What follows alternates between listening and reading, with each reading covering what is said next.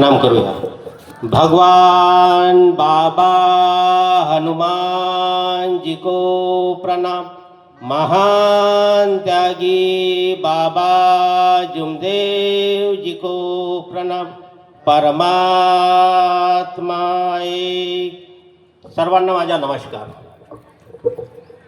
परमपूज्य परमात्मा एक सेवक मंडळ वर्धमान नगर नागपूरच्या वतीने आणि महान त्यागी बाबा जुमदेवजी यांच्या आदेशाप्रमाणे आज महान त्यागी बाबा जुमदेवजी यांचा जन्मोत्सव 3 एप्रिल त्यानिमित्त गट नंबर 10 तर्फे श्रीमान बोकडे भाऊ यांच्या निवासस्थानी हवन कार्य पार पडलं आणि त्यानिमित्त ही भगवत कार्याची चर्चा बैठक या ठिकाणी सुरू आहे. या भगवत कार्याच्या चर्चा बैठकीमध्ये स्वयं भगवान बाबा हनुमानजी उपस्थित आहेत. भगवंताला माझा प्रणाम. तसेच भारताचे आदर्श महामानव, मानव धर्माचे संस्थापक आणि आमचे सर्वांचे सद्गुरू महान त्यागी बाबा जुमदेवजी उपस्थित आहेत. बाबांना माझा प्रणाम. तसेच आमच्या सर्वांच्या लाडक्या आई मातोश्री आई या सुद्धा उपस्थित आहेत. आईला माझा प्रणाम. त्याचप्रमाणे आजच्या या भगवत कार्याच्या चर्चा बैठकीचे अध्यक्ष आदरणीय मचाणे सर हे उपस्थित आहेत. यांना माझा नमस्कार. त्याचप्रमाणे गट नंबर 10 चे मार्गदर्शक आदरणीय जागेश्वरजी कुमारे सर यांना माझा नमस्कार.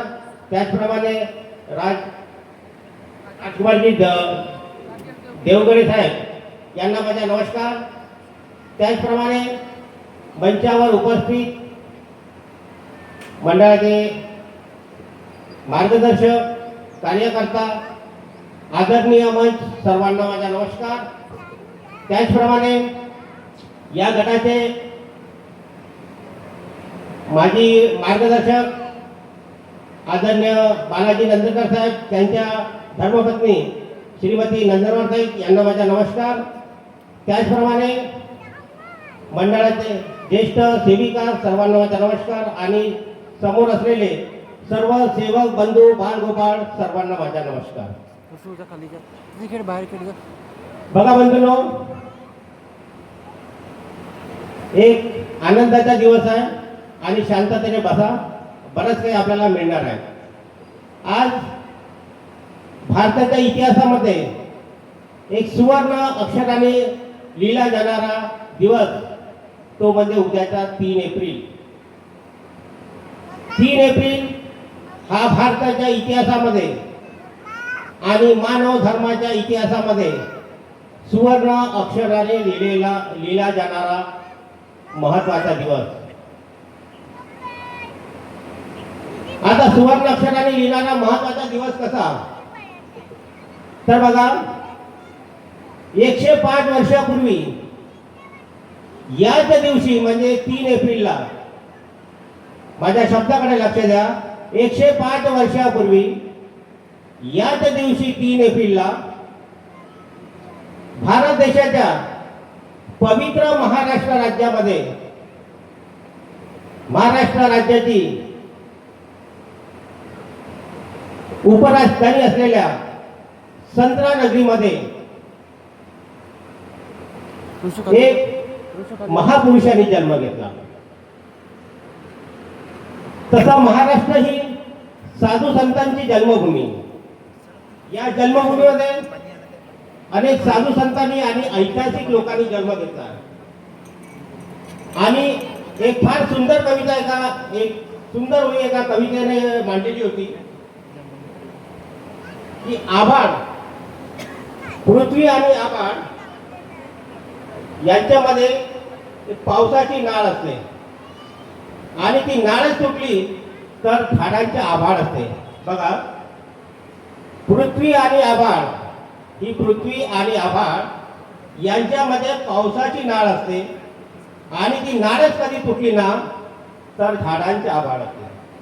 माझ्या मते सर्वसामान्य माणसांसाठी काही वेगळं उपाय करणारी माणसं फार क्वचितच जन्माला येतात आणि आपल्या कर्तृत्वाने सर्वसामान्यांचे आयुष्य उजळून टाकतात. अशा एका आगळ्या आणि वेगळ्या व्यक्तिमत्वाच्या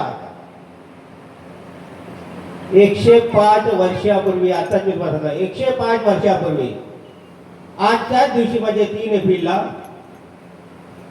या महाराष्ट्र राज्याच्या उपराजधानी संत्रानगरी नागपूरमध्ये ऐतिहासिक असलेल्या गोळीबार चौकातील टिमकी या ठिकाणी एका गरीब कुटुंबात जन्म झाला आणि त्यांचं नाव होतं जुम्मन.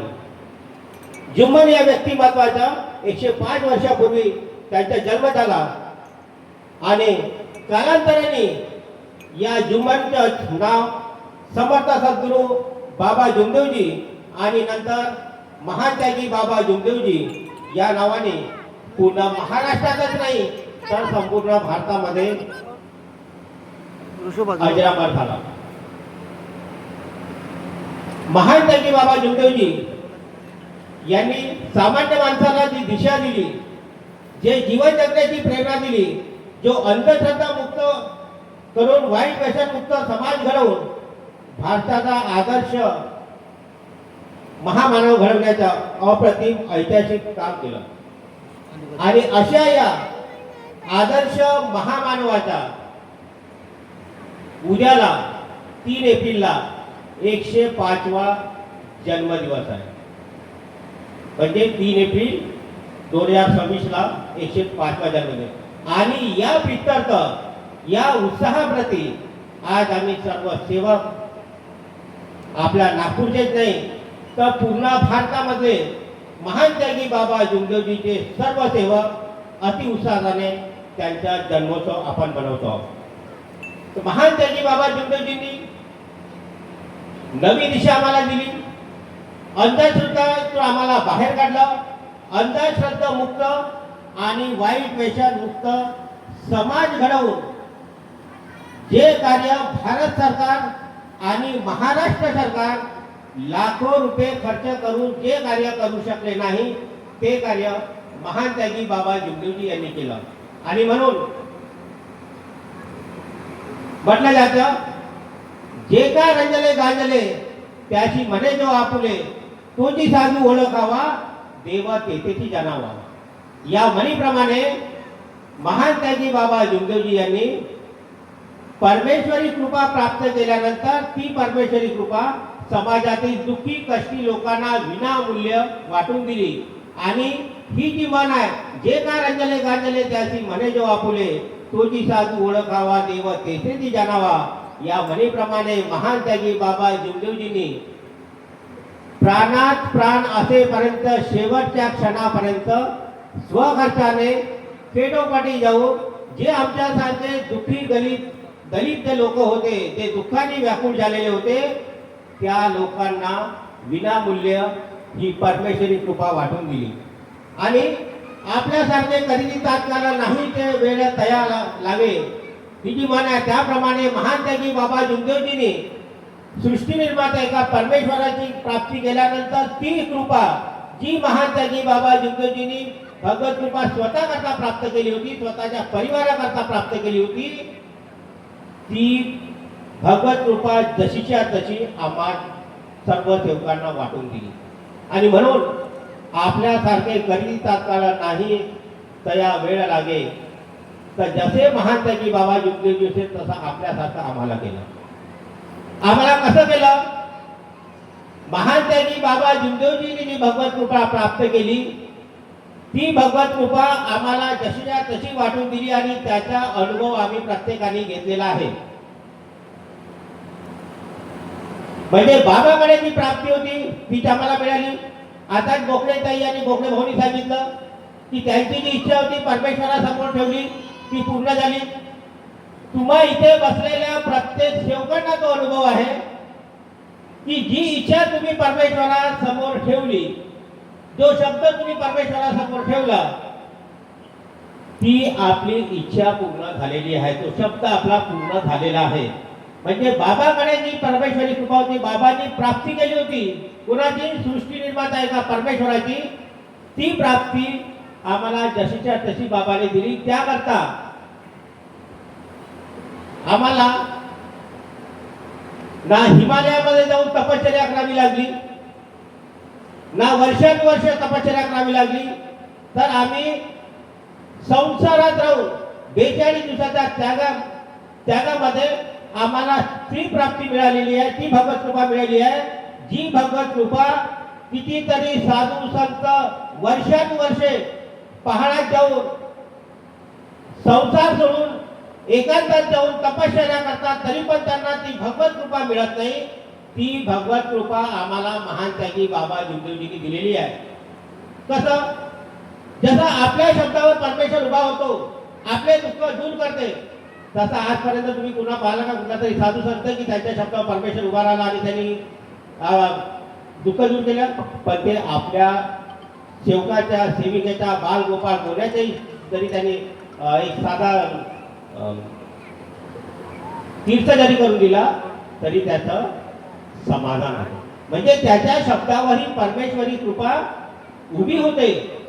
आणि म्हणून जे मी तुम्हाला म्हटलं होतं की आपल्यासारखे कधी तात्काळ नाही मिळत यायला लागे, तर बाबांनी ती कृपा आपल्याजवळ ठेवली नाही, तर ती कृपा आपल्याकडे वाढवून दिली. आणि या मार्गामध्ये आपण आल्यानंतर जे आम्ही सर्व दुःखी लोक होतो, कारण की दुःखांनी त्रस्त झाल्यामुळे आपण या मार्गाकडे वळलो आणि आमची आर्थिक परिस्थिती फार हलाखीची होती. आणि म्हणून सेवकांची आर्थिक परिस्थिती सुधारावी, सेवकांची उन्नती व्हावी, आणि म्हणून बाबांनी एकमेका सहाय्य करू अवघे धरू सुपंत, एकमेका सहाय्य करू अवघे धरू सुपंत या म्हणीप्रमाणे महान त्यागी बाबा जुमदेवजी हे सहकार क्षेत्राकडे वळले. आणि सहकार क्षेत्राला म्हणजे सेवकाच्या मदतीने महान त्यागी बाबा जुमदेवजींनी सहकारी बँक तयार केली, ग्राहक भंडार तयार केले, दूध डेअरी तयार केल्या, धर्मार्थ दवाखाना काढला, भवन बांधलं, भवनामध्ये वाचनालय सुरू केलं, तिथे सार्वजनिक दवाखाने सुरू केले, लायब्ररी सुरू केले. म्हणजे आम्ही जे छोटे छोटे जे गरीब सेवक आहोत, थोडा थोडा पैसा देऊन त्या थोड्या थोड्या पैशातून आम्ही बरंच काही निर्माण केलं होतं. तर बाबांचं ते तत्व होतं की एकमेका सहाय्य करू अवघे देऊ सुपंत. याप्रमाणे बाबांनी आम्हाला शिकवलं की संघटित व्हा आणि सर्व मिळून राहा आणि एकतेने राहण्याने एकतेचा पावर किती असतो हे बाबांनी आपल्याला करून दाखवला. आणि महान त्यागी बाबा जुमदेवजीचं सर्वात महत्वाचं जे हे होतं सत्य मर्यादा प्रेम. सत्य मर्यादा प्रेमवर महान त्यागी बाबा जुमदेवजींनी भर दिला, कारण की सत्य मर्यादा प्रेम हे परमेश्वराला अतिशय प्रिय असणारे गुण. आणि म्हणून बाबा नेहमी सांगायचे सत्य यही भगवान है. एक समय भूखा रहना, महान त्यागी बाबा जुमदेवजीचे शब्द आहे. एक समय भूखा रहना लेकिन सत्य को नहीं छोड़ना, हे बाबाचे शब्द आहे. आणि म्हणून प्रत्येक सेवकाने हे लक्षात ठेवा, सत्य यही भगवान है. आणि आपण जे म्हणतो ना शब्दावर भगवान उभा आहे, तो भगवान हाच आहे. जसा आपण शब्द देतो त्या तसा भगवान घडवतो. आणि म्हणून महान त्यागी बाबा जुमदेवजींनी प्राणात प्राण असेपर्यंत, जोपर्यंत त्यांची ज्योत होती तोपर्यंत महान त्यागी बाबा जुमदेवजींनी सत्याला सोडलं नाही. आणि म्हणून महान त्यागी बाबा जुमदेवजी भवनामध्ये एकदा मार्गदर्शन करताना सांगितलं होतं की एक समय भूखा रहना लेकिन सत्य को नहीं छोड़ना. आणि नेहमी महान त्यागी बाबा जुमदेवजी भवनामध्ये मार्गदर्शन करताना सेवकांना विचारत होते, हात धरून सांगा किती सत्य मर्यादा प्रेमाने वागतात. नेहमी बाबा विचारत होते, कारण की सत्य मर्यादा प्रेम हे परमेश्वराला प्रिय असणारे गुण आहे. आणि म्हणून आजच्या या शुभप्रसंगी मी सर्व सेवकांना एकच विनंती करतो की सत्य मर्यादा प्रेमाला सोडू नका. बोले तसे चाले त्याची वंदावी पावले. बाबांनी भगवत कृपा प्राप्त करताना जसा परमेश्वराला शब्द दिला होता की मी शेवटपर्यंत निष्काम कार्य करेल, आणि बाबांनी शेवटपर्यंत निष्काम कार्य केले. कुठल्याही सेवकाकडनं, कुठल्याही परिवाराकडनं, कुठल्याही व्यक्तीकडनं 1 रुपयाची गुरुदक्षिणा घेतली नाही, 1 रुपयाची भेट वस्तू घेतली नाही. आणि जसे बोलले तसे बाबांनी करून टाकले. आणि म्हणून बोले तसे चाले त्याची वंदावी पावले. बाबा जसे बोलले तसे करत गेले. आणि म्हणून प्रत्येक सेवकाने, प्रत्येक मार्गदर्शकाने आज एक समजण्याची गरज आहे की आम्ही जे बोलतो त्याप्रमाणे आम्ही वागलो पाहिजे, ही आमची नैतिक जबाबदारी आहे. आम्ही बोलतो एक आणि करतो एक, तर मग बाबांनी जसं केलं तसं ते होणार नाही. ते शब्द बाबांचे ते शब्द तुटतील. आणि म्हणून बोले तैसे चाले, त्याची वंदावी पावले या म्हणीप्रमाणे प्रत्येक सेवकाने जसं आपण बोललो तसं आपण वागण्याचा प्रयत्न करावा. आणि महान त्यागी बाबा जुमदेवजींनी जो इतिहास घडवला तो इतिहास जगापर्यंत पोहोचवण्याचं आपण काम करावं. आणि आजच्या या महान त्यागी बाबा जुमदेवजीच्या जयंतीनिमित्त, जन्मोत्सवानिमित्त मी उपस्थित सर्व सेवक सेविका आदरणीय मंच सर्वांना शुभेच्छा देतो आणि आपल्या शब्दाला विराम देतो. सर्वांना माझा नमस्कार.